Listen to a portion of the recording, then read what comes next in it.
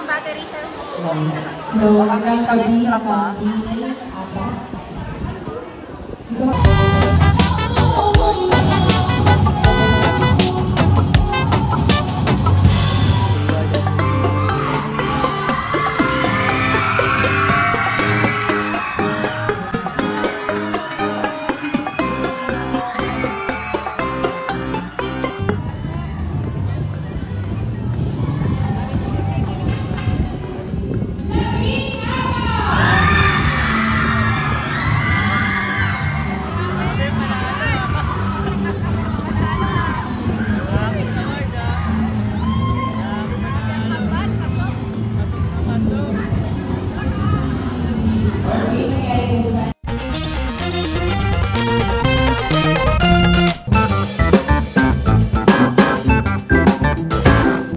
Hi guys, welcome back to my channel. Parang nag-aalog-alog ng boses mo. Ipapakilala ko kayo sa driver ko. Ito. Kapalitan niya, ako pinagdukan. Driver ko po, ayan guys. Kakahire niya. Nag-start siya ngayong araw. Ayun si Tita Tin. At may gagawin po kami ngayon. Mamaya, sabihin ko sa inyo. Pero bago yan, please like, share, and subscribe muna. Bye. Ayan po, ma-judge po kami Jackie sa pageant po sa buwan ng wika. 2024 sa Froilan Lopez. Ang unang hurado. Ayan po mga kalingap. She competed in Miss Bicolandia and Daragang Magayon in 2002. She always bagged the prettiest place and smiled for the Miss. Ng mga guro, ng kanilang magulang, ang pamantayan sa pamamagitan sa pagpili ng pamilya.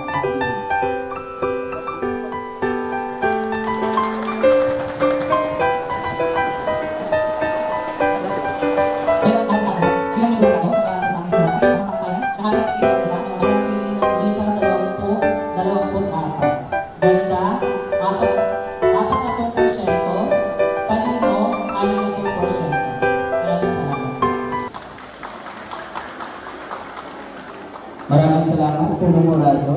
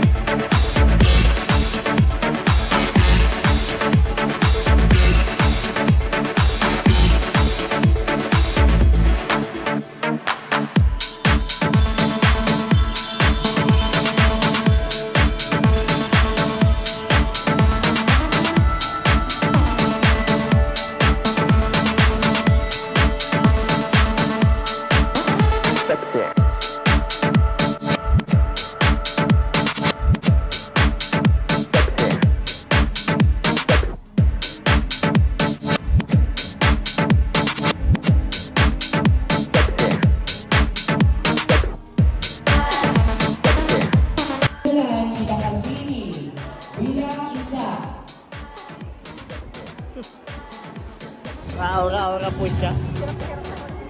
Aura.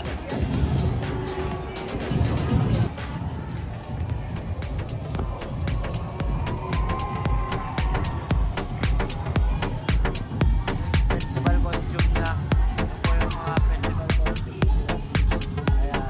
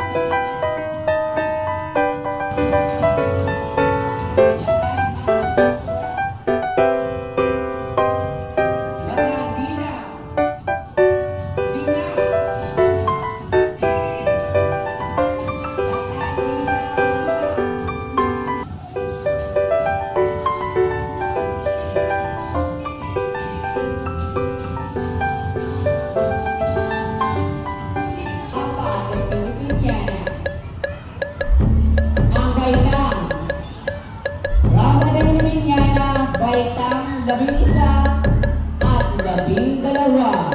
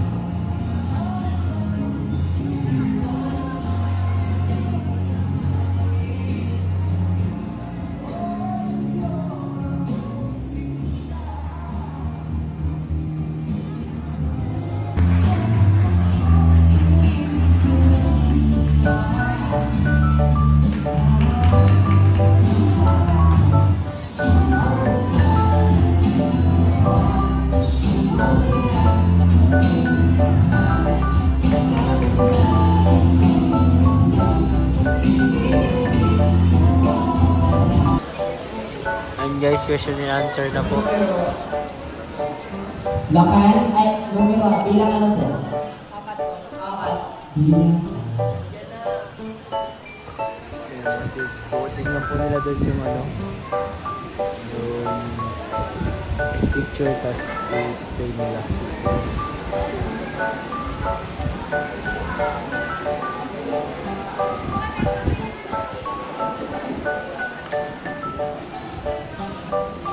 Ito ang mga tao na nag-aatid ng balita o nagbulag sa publiko sa pamamagitan ng pag-aatid na panunood ng telebisyon at pakikinig ng radyo, ganun din sa social media.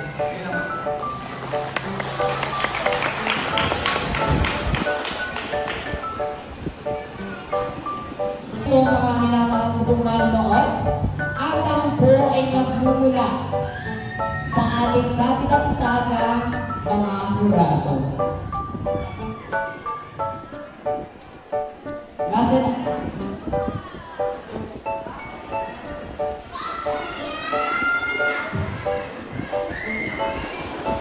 Sila po ay bubulot at yung bulutin, ang nilaman po ng bulutin.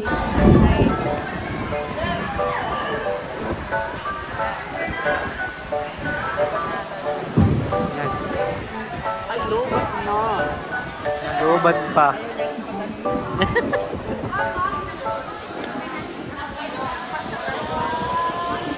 Paano itong battery, sir? No, hanggang sabi na pa, apa. Ikaw ang pinabayan.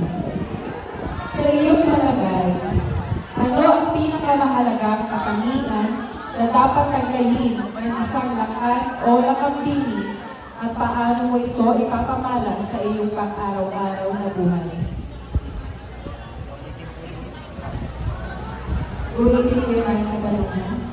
Sa iyong palagay, ano ang pinakamahalagang katangian na dapat taglayin ng isang lakan o lakambini at paano mo ito ipapamalas sa iyong pang-araw-araw na buhay?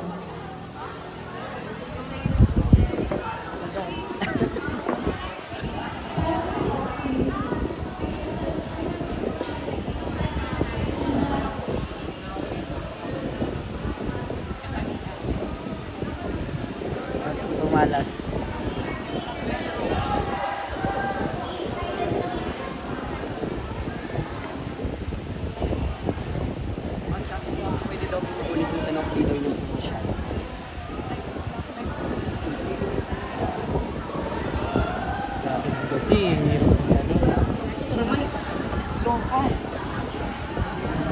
Sa iyong palagay, ano ang pinakamahalagang katangian na dapat ay maging ng isang lakan o lakapiling at paano po ito ipapamalas sa iyong pang-araw-araw na buhay?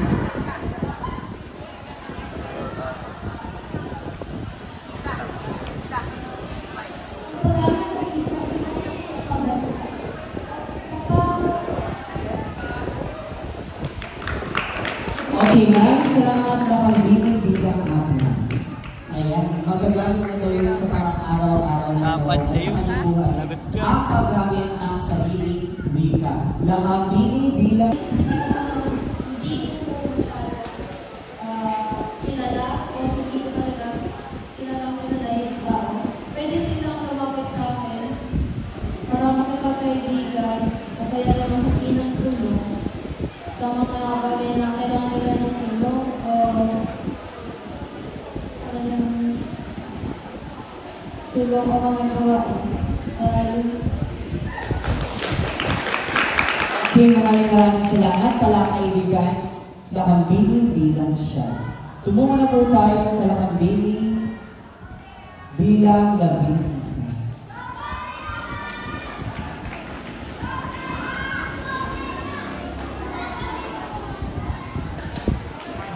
Kurado Irene Abonio.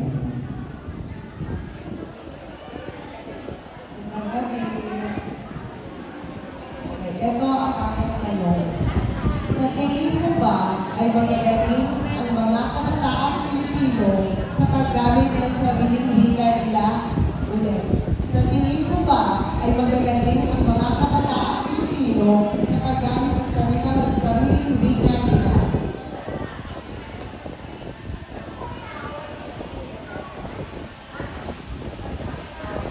Salamat po sa inyo. Sa tingin ko, ikaw kabataan ay hindi masyadong magaling sa paggamit ng ating sariling wika sapagkat ibang lingwahe ang tinuturo sa kanila ng kanilang mga magulang.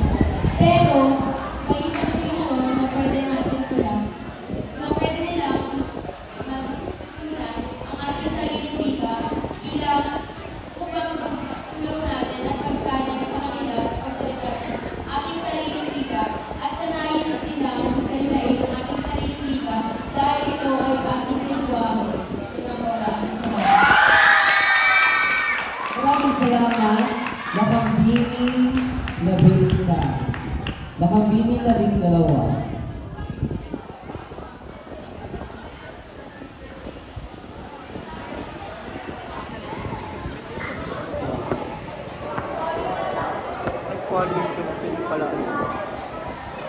Bilang mag-aaral, ang matutulong ko sa pagpapalaganap ng ating wika dahil sa panahon ngayon ay ang mga tao ngayon ay nagagamit na ng mga banyakang wika. Kaya, bilang mag-aaral, tuturuan ko ang mga kabataang Pilipino na magsalita ng wikang Pilipino dahil iyon ang ating wika.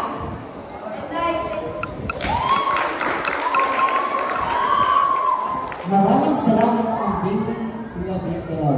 Okay, narinig naman po natin ang ating mga lakambini.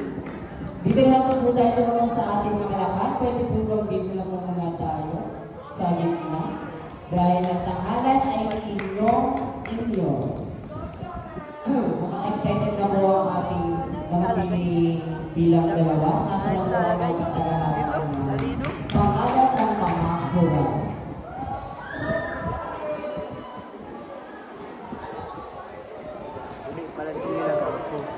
Kurado Jacqueline Matubay.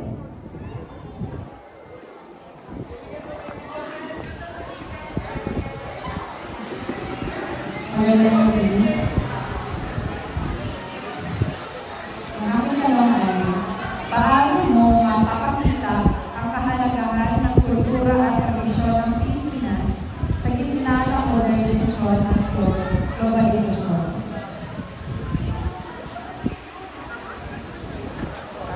Ulitin ko ang katanungan. Paano mo mapapakita ang kahalagahan ng kultura at tradisyon ng Pilipinas sa gitna ng modernisasyon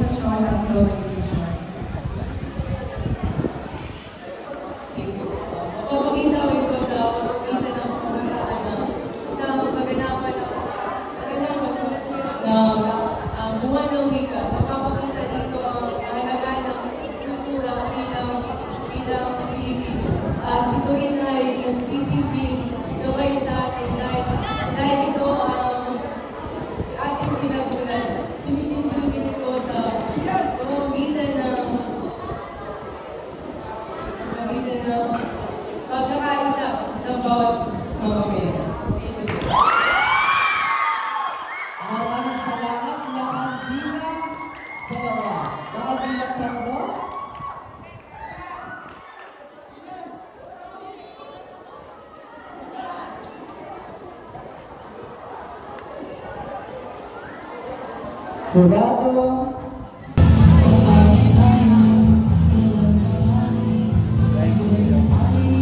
Ating beneficiary is that wala mo si Edward o si Edwin sa Kambal. Ang isa hindi ko makikita dito sa ano ko ito. Okay, sa punto po ito, ang Rampa ng Pilipinyana po ay mayroon po 5 pinaka-mahuhusan. At ang 4 po doon ay magkakaroon po ng sash. Samantalang po ang nauna ay magkakaroon ng plaque at sash. Ngunit ang una ko pong tatawagin ay ang nasa ikalimang pwesto. Rampa ng Pilipinyana sa kababaihan. Rampa ng Pilipinyana bilang 15.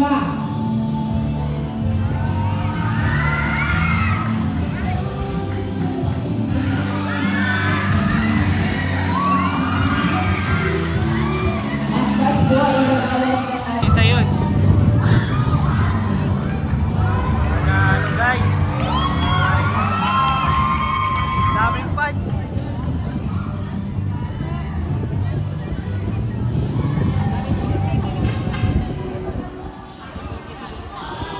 Grabe guys, panalo si Edward.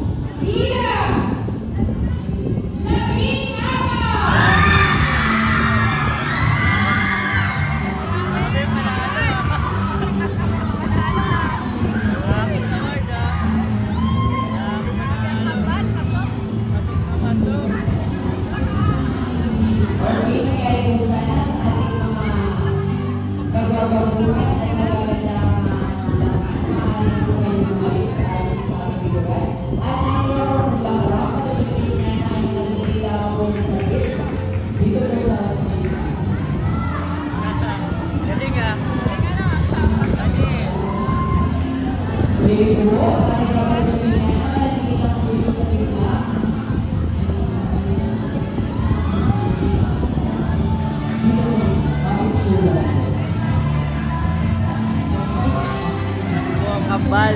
Grabe, galing. Mag-partner po ang nasa ikalimang pwesto. Ang tuwa po sa ikalimang pwesto din. Kung ikaw lang po ay sa gitna. Ikalima na. Sino ang ikalima sa Pilipinas? Ikalima. Kung sa gitna. Ika-apat. Dito na. Sino ang ika-apat? Ikatlo.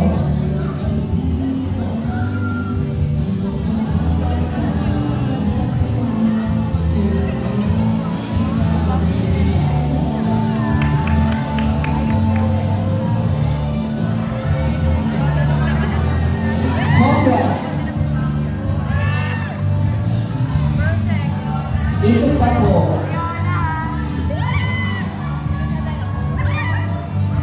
Okay.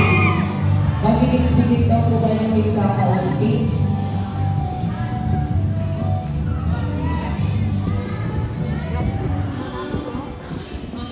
Okay, sunod po, tinatawagan ko po ng pansin ang ating mga hurali kasi mga po para sa pagkuha ng larawan. Habang ang mga lakanat ang hindi po ng ibang pinakahusay ay mag-ready na po sa backstage.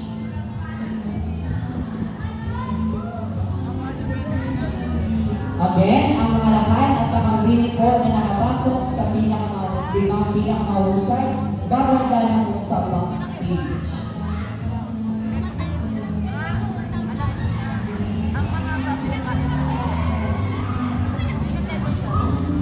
Teacher Ian, atras daw po. Nalilito din kayo? Ako din eh. Atras daw po.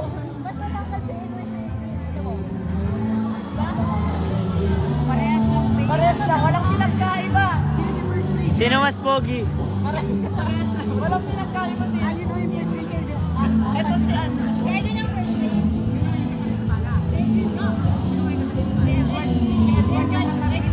Maraming salamat po sa ating mga wapa. Nakalabay niya na 20, 4. Maaari na po kayo pumunta sa likod. Pagdating sa inyong lahat.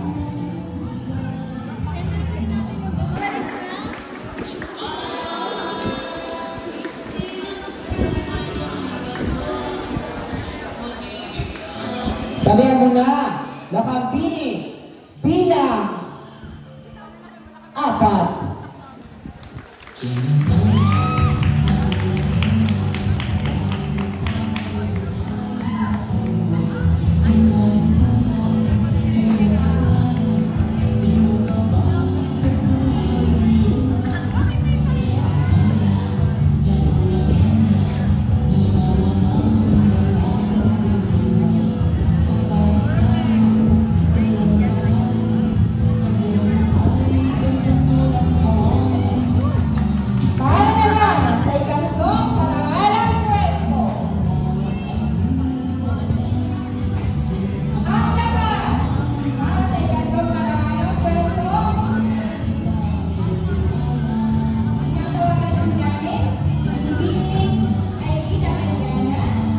Sila po ang nakakuha ng unang karangalang pwesto.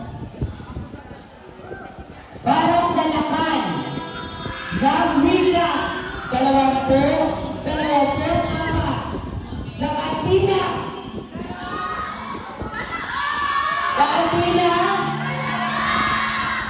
Para gusto magbibigay po ng karangalan, nais ko po sana tawagin ang ating pulong.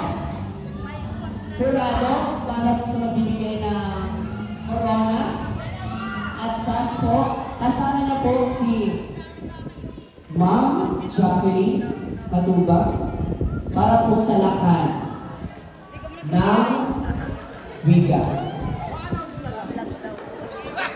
Oh, hi kayo. Hi! Shout out po. Quit Kalingap David sa YouTube. Shout out. David. Shout out. Kapag sa'yo, lakan! Bilang! 2!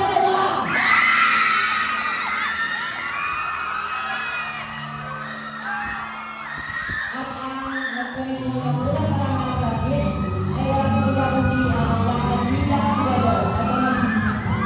At ang magbibigay ko ng kanyang karangalan, natawagan ko po si Ross, Eileen, Adriana, para po magbigay ng karangalan sa lakan bilang 8.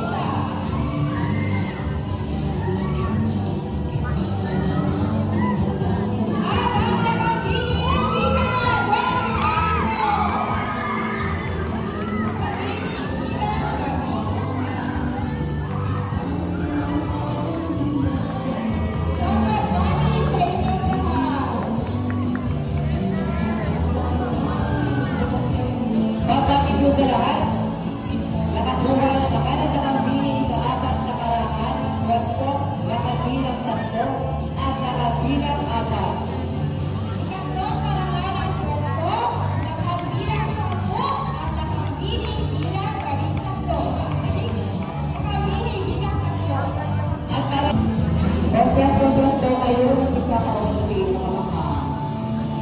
Yan. Lucky. One. Alright, girls.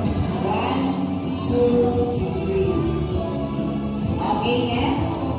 Ang lado po.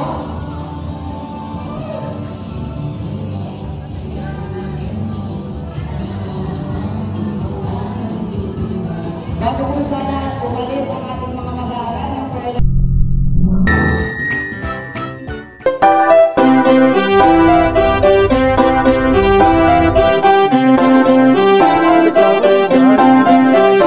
Pag-asa ay matatanaw at hindi ka maliligaw kay Kuya David Vlogs. Kuya David Vlogs, maliit pero malaki ang puso para sa kapwa, masiyahin at kaibigan nyo. Mga kalinga, laging nandyan, umaraw man o umulan, basta merong nangangailangan. Mabuti na kaibigan, kasamang lumaban sa kahirapan. Kahit anumang pagsubok para sa inyo, merong mabuti na puso, siya ang kalingap nyo. Handa gawin ang lahat para sa kapuspalan, at sa pagtulong di magsasawa, masiyahin at matulungin. Talentado, mabuti ang puso, maaasahan kahit saan walang iwanan. Kaya mag-subscribe ka na, manood sa mga video niya, saan man ay kasama niyo siya. Kaya kay Kuya David Vlog, pag-asa ay matatanaw at hindi ka maliligaw kay Kuya David Vlogs. Kuya David Vlogs, maliit pero malaki ang puso para sa kapwa, masiyahin at kaibigan nyo. Mga kalinga, pag-asa ay matatanaw at hindi ka maliligaw kay Kuya David Vlogs. Kuya David Vlogs, maliit pero malaki ang puso para sa kapwa, masiyahin at kaibigan nyo. Mga kalinga, masayahin at magaling makisama, mabuting kaibigan kahit may pagkakwela. Palagi nandiyan kapag kinakailangan, mabuti ang puso, palagi siyang maaasahan. Talentado at mapagmahal sa tao, mga pangako niya hindi ito magbabago. Kahit anong mangyari, lagi lang siya matatag. Cute, mabait, kaibigan din ni Kuya Rab. Kahit anong mangyari, makakasama nyo. Anumang pagsubok ang dumating, makakarami nyo. Makatao at makadiyos, ang pinaka-cute sa K-Boys. Pagdating sa music siya